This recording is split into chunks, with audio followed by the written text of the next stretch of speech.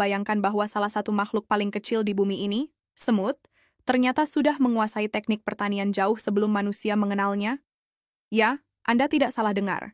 Di saat manusia baru mulai bercocok tanam sekitar 10.000 tahun yang lalu, semut telah melakukannya selama lebih dari 50 juta tahun.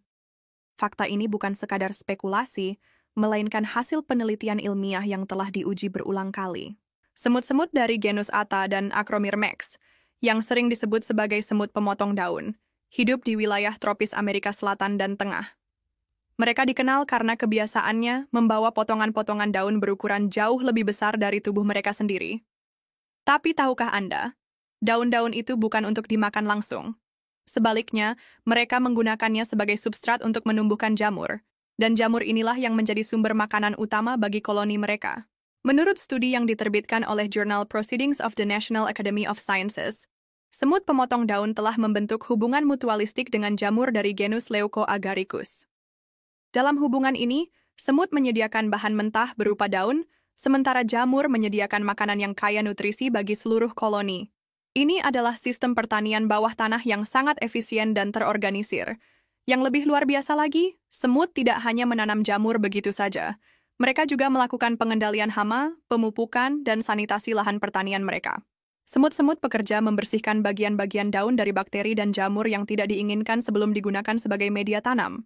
Mereka bahkan memiliki semacam antibiotik alami yang berasal dari bakteri simbiotik di tubuh mereka untuk melindungi jamur budidaya dari infeksi jamur parasit bernama Ascophysis. Di dalam koloni, struktur sosial semut pemotong daun juga sangat kompleks.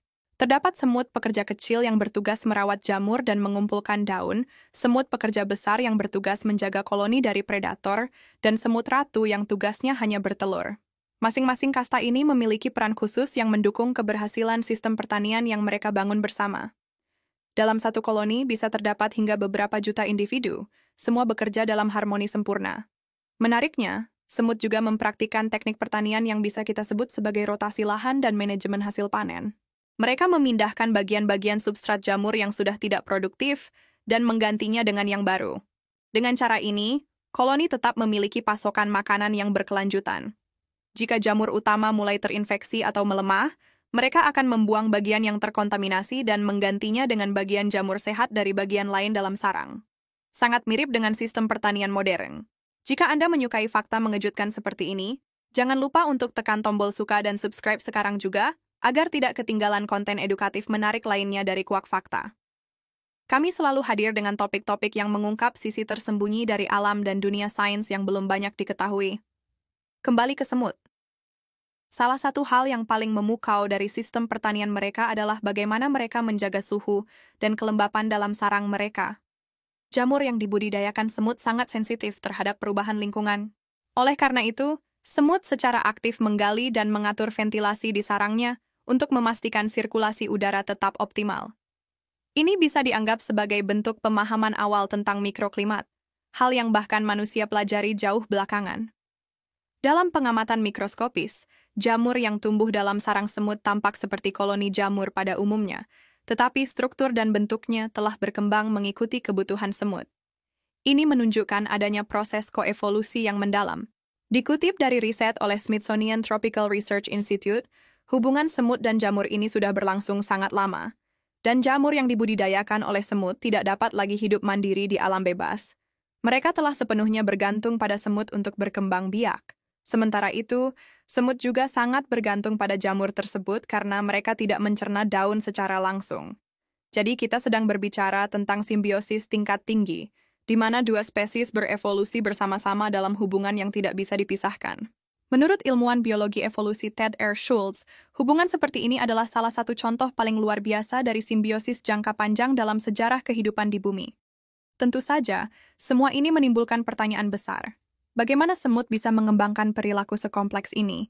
Apakah ini hanya hasil seleksi alam, atau ada mekanisme sosial yang lebih dalam yang terjadi di dalam koloni? Para peneliti masih mempelajari hal ini, tetapi yang pasti, semut menunjukkan bahwa kecerdasan sosial tidak harus datang dari otak besar, melainkan dari kerjasama dan komunikasi antar individu dalam komunitas. Tidak semua semut adalah petani, tentu saja.